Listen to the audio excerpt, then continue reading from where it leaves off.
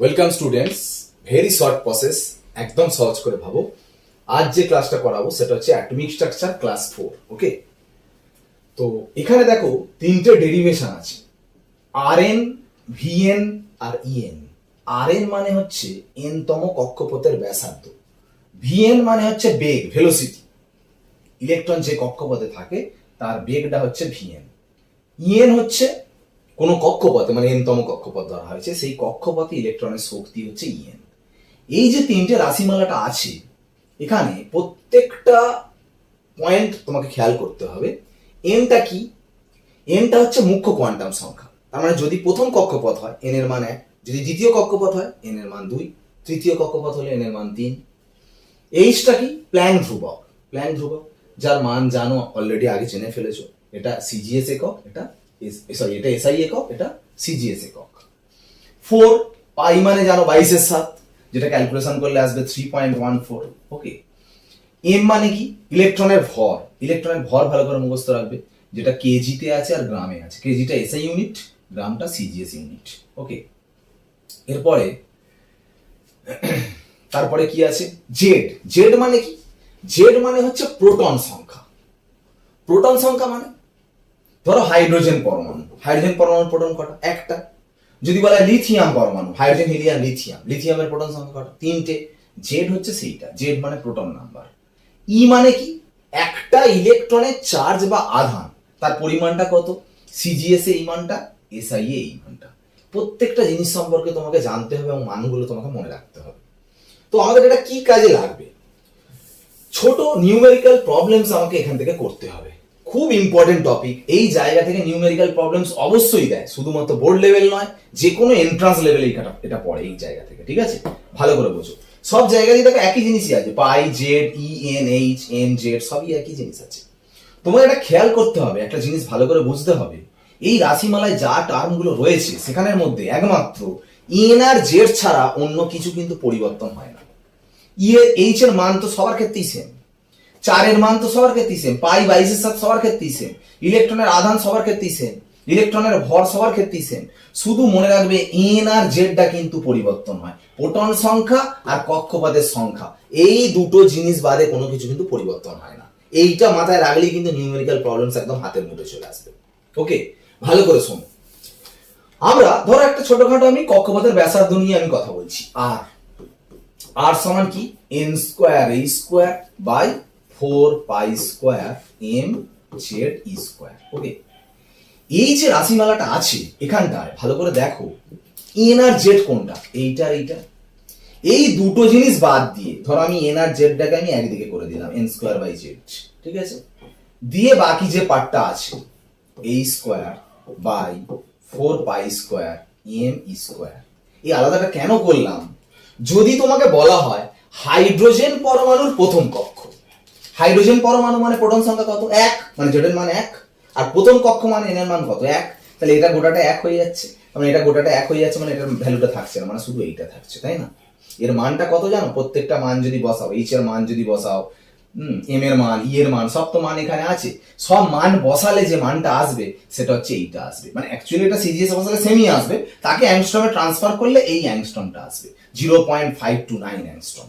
তার মানে N Z বাদ দিয়ে বাকি ভ্যালুটার মানটা কিন্তু আমাদের জেনে রাখলে ভালো হয়, 0.529। এটা না জানলেও তুমি মানগুলো বসিয়েও করতে পারবে। ওটা, এটা যেমন ব্যাসার্ধের ক্ষেত্রে হলো, সেরকম আমি যদি বলি শক্তির ক্ষেত্রে, শক্তির রাশিমালাটা কোনটা? এটা তো। জেড আর এনটাকে আলাদা করে ভাবো, জেড স্কোয়ার বাই এন স্কোয়ারটাকে আলাদা করে লেখো।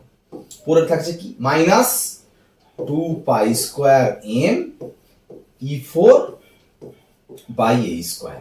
দেখো, আমি যদি বলি হাইড্রোজেন পরমাণুর প্রথম কক্ষ, তাহলে হাইড্রোজেন পরমাণু মানে জেড, প্রোটন সংখ্যা 1, আর প্রথম কক্ষ মানে এটাও 1, তাহলে এটা 1 হয়ে যাচ্ছে, মানে এটা বাদ চলে যাচ্ছে।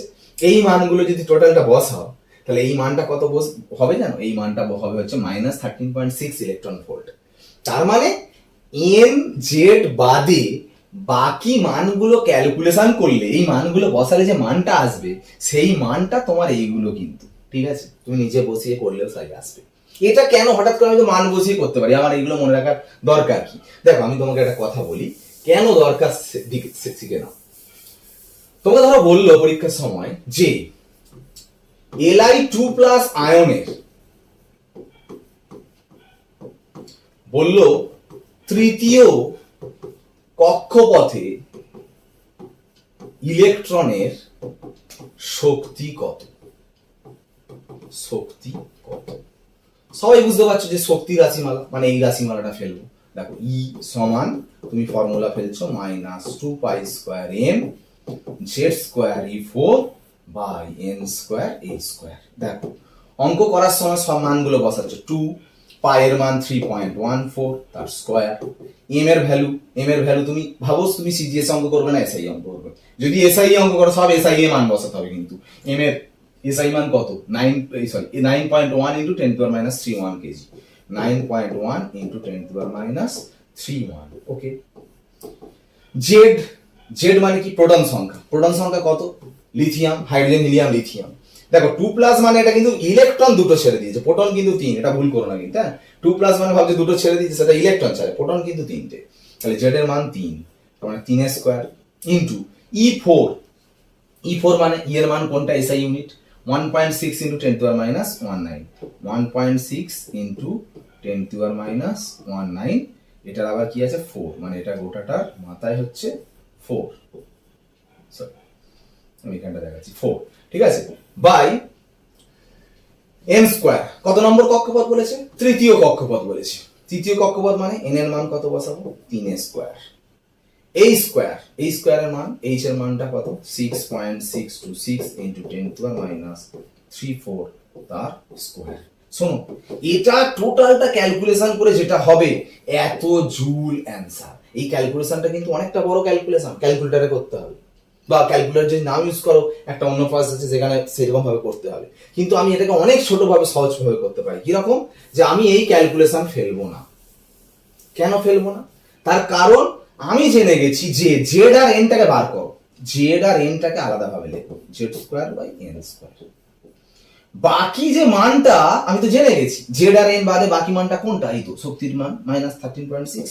তাহলে এই তো হয়ে গেল আমার অঙ্ক শেষ। ইলেকট্রন ভোল্ট, শুধু জেড আর এন বলে দেবো। জেড মানে কত? প্রোটন সংখ্যা 3, মানে 3²। কক্ষপথ কত? তৃতীয় কক্ষপথ, মানে 3², এন এর মান 3। তার মানে এটা অ্যানসার ইনটু 13.6 -13.6। তার মানে এটা কেটে গেলে 3² কেটে গেলে -13.6 ইলেকট্রন ভোল্ট। দেখো কোনো ক্যালকুলেশনের কোনো জটিলতা থাকছে না, ডাইরেক্ট অ্যান্সার বেরিয়ে যাচ্ছে। তুমি যদি এই ভ্যালুগুলো মনে রাখতে পারো, বুঝতে পেরেছো? এই ভ্যালুগুলো মানে হচ্ছে হাইড্রোজেন পরমাণুর প্রথম কক্ষের ব্যাসার্ধ, হাইড্রোজেন পরমাণুর প্রথম কক্ষে ইলেকট্রনের শক্তি, হাইড্রোজেন পরমাণুর প্রথম কক্ষে ইলেকট্রনের বেগ।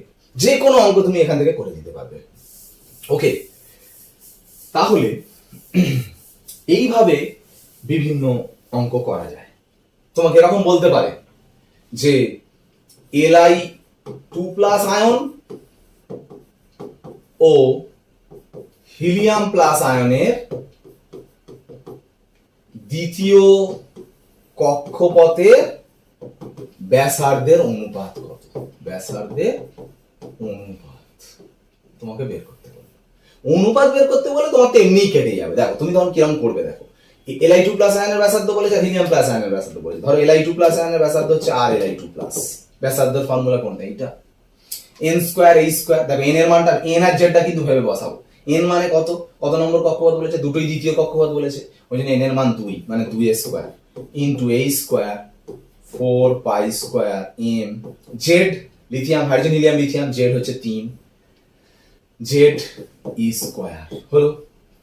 আর কার ব্যাসার্ধ? হিলিয়াম প্লাস আয়নের ব্যাসার্ধ। হিলিয়াম প্লাস আয়নের ব্যাসার্ধ সূত্র কি হবে? n²h²। কত নম্বর কক্ষপথ? দ্বিতীয় কক্ষপথ, 2a²h² 4π²m। জেড মানে কত প্রোটন সংখ্যা হিলিয়ামের? হাইড্রোজেন, হিলিয়াম, প্রোটন দুটো, তাহলে 2e²। দেখো এবার এটাকে 1 নম্বর সমীকরণ দাও, এটাকে 2 নম্বর সমীকরণ দাও।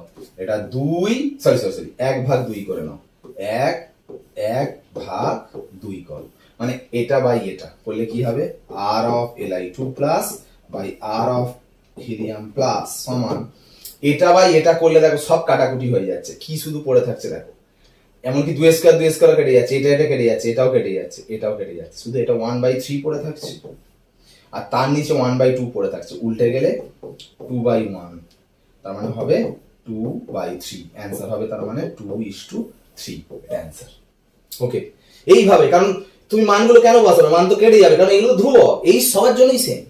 আমি কি বললাম, শুধু মানগুলো আলাদা হয় শুধু এন আর জেড, এটা খেয়াল রাখলেই অঙ্ক শেষ। বোঝা গেল? এইভাবে নিউমেরিক্যাল প্রবলেমস গুলো তোমাকে করতে হবে। এখন যেটা বলবো সেটা হচ্ছে রিডবার্গ সমীকরণ। দেখো একটা কথা বলি, নিউক্লিয়াস এর বাইরে যে কক্ষপথগুলো থাকে, অসংখ্য কক্ষপথ আছে এরকম ভাবে, ঠিক আছে? তো আমরা ধরে নিচ্ছি এটা n1 তম কক্ষ, এটা n2 তম কক্ষ। যদি ইলেকট্রন এখান থেকে এখানে লাফিয়ে যায়, জানো ওপর থেকে নিচে লাফানো মানে শক্তি বর্জন করবে, সেই যে শক্তি বর্জন করে তার পরিমাণটা কি? ডেল ই। তার মানটা কার সঙ্গে সমান হয়? এইচ নিউ, যেটা বোর বলেছেন। ডেল ই মানে আবার কি? E2 minus E1। E2 এর মানটা আমি কি লিখবো?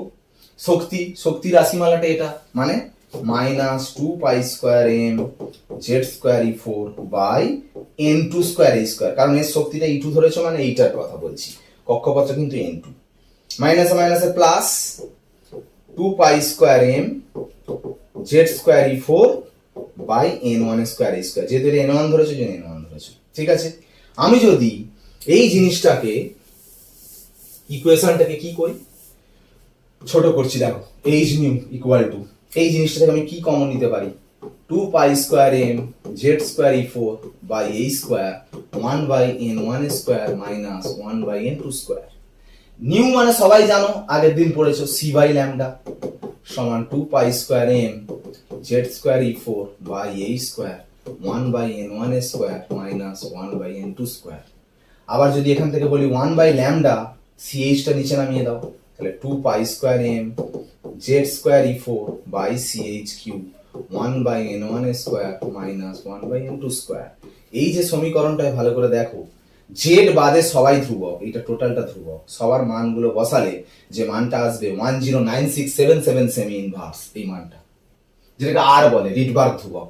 তাহলে এই জায়গাটা আমি রিডবার্গ ধ্রুবক আর বসালে তাহলে সমীকরণটা আসছে 1 বাই ল্যামডা। 1 বাই ল্যামডা মানে কি? নিউ বার, তরঙ্গ সংখ্যা। তাহলে তরঙ্গ সংখ্যা সমান R Z square 1 by N1 square minus 1 by N2 square. এটা এই প্রতিষ্ঠা লাগবে না, তবু কিন্তু আমি বললাম তোমাদের যাতে কনসেপ্টটা আরো ক্লিয়ার হয়। তার মানে যদি তোমাকে বলে 6 নম্বর কক্ষপথ থেকে 3 নম্বর কক্ষপথ ইলেকট্রন এসছে, তার মানে N2 এর জায়গায় 6 বসাবে, N1 এর জায়গায় 3 বসাবে।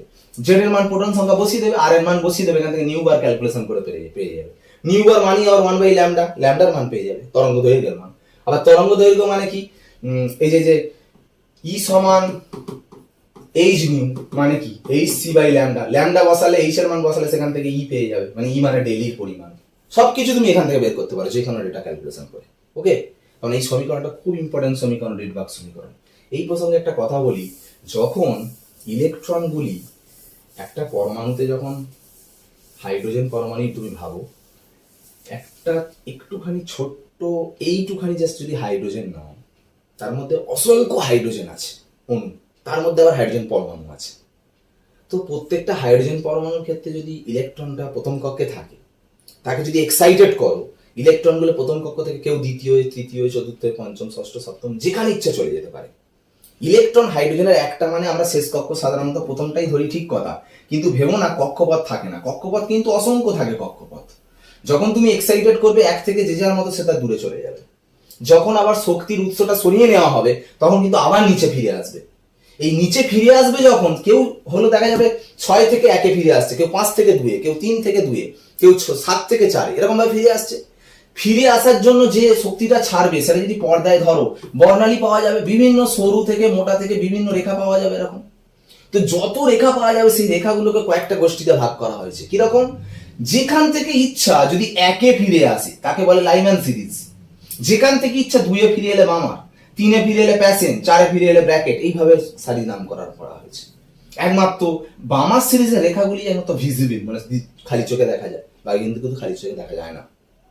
এবার তোমাকে এরকম কোশ্চেন কি দিতে পারে, তোমাকে যদি বলে বামার সারি, সাপোজ বললো বামার সারি, বামার সারি মানে তোমাকে ভেবে নিতে হবে কোথায় ফিরে আসছে? 2 নম্বরে ফিরে আসছে, মানে N1 এর মান অলওয়েজ 2।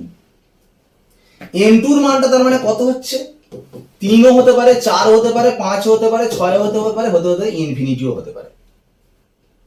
যদি 3 বসাও সেটাকে বলবো প্রথম রেখা, মানে আলফা রেখা।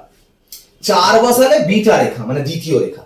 আর ইনফিনিটি বসালে সেটাকে বলবো শেষ রেখা, শেষ রেখা। তাহলে কিরকম তোমাকে ক্যালকুলেশন দিতে পারে, কিরকম কোয়েশ্চেন দিতে পারে তোমাকে? সাপোজ বললো প্যাসেন সারির দ্বিতীয় রেখার তরঙ্গ দৈর্ঘ্য কত, দ্বিতীয় রেখার তরঙ্গ দৈর্ঘ্য কত, এরকম কোশ্চেন দিল। তাহলে তোমাকে ফর্মুলা ফেলো 1/λ, এই তো নিউ বার মানি তো 1/λ equal to R Z square 1/n1 square minus 1/n2 square. Okay, তাহলে প্যাসেন সারি মানে কতই ফিরে আসবে? প্যাসেন সারি মানে দেখো 3 এ ফিরে আসছে না, 1 2 3 3 এ ফিরে আসছে, কারণ n1 এর জায়গায় বসাবো 3, 3 এ ফিরে আসছে মানে কোথা থেকে ফিরে আসবে? 4 থেকে, 5 থেকে, 6 থেকে, কিন্তু বলেছে দ্বিতীয় রেখা, প্রথম রেখা মানে জাস্ট 4 থেকে, মানে 3 এ ফিরে আসা মানে প্রথম রেখা মানে তার পরেরটা থেকে, দ্বিতীয় রেখা মানে তার পরেরটা থেকে, মানে 5 থেকে 3 এ ফিরে আসা, তার মানে এখানে বসবে 5 স্কোয়ার। বোঝা গেল ব্যাপারটা? যেখানে ফিরে আসছে, যেখানে তার পরেরটার জন্য লিখলে সেটা প্রথম রেখা, তার পরেরটা বললে দ্বিতীয় রেখা। ঠিক আছে, তার মানে প্যাসেন সারির জন্য দ্বিতীয় রেখা হচ্ছে 5 বসাতে হবে, তাহলে এটা 5 বসাচ্ছ, আর এর মানটা বসাবে 109677। জেড মানে তোমাকে যদি এটা কোন পরমাণু বলে দেয়, যদি হাইড্রোজেন পরমাণু বলে দেয়, জেড এর মান 1, এক স্কয়ার বসিয়ে দাও, এখান থেকে 1/λ ক্যালকুলেশন করলে যেটা হবে এত সেন্টিমিটার অ্যান্সার, এটা তরঙ্গ দৈর্ঘ্য করবে। বোঝা গেল? এইটা টোটালটা, এটা খুব ইম্পর্টেন্ট জায়গা, এখান থেকে নিউমেরিক্যাল প্রবলেমসটাই হচ্ছে মেন। এইরকম ভাবে নিউমেরিক্যাল প্রবলেমস করতে হবে। এখানে দেখো আয়নন বিভবের একটা রাশিমালা আছে, যেটা আয়নন বিভবের ডিটেলস নলেজ কিন্তু অ্যাকচুয়ালি পিরিয়ডিক টেবিলে পাবে। ঠিক আছে, শুধু এই রাশিমালা থেকে ওইভাবে একইভাবে তুমি মান বসিয়ে ক্যালকুলেশন করে তুমি যে কোনো নিউমেরিক্যাল প্রবলেমস করতে পারবে। ওকে, আজ ক্লাস এই পর্যন্ত, বাই।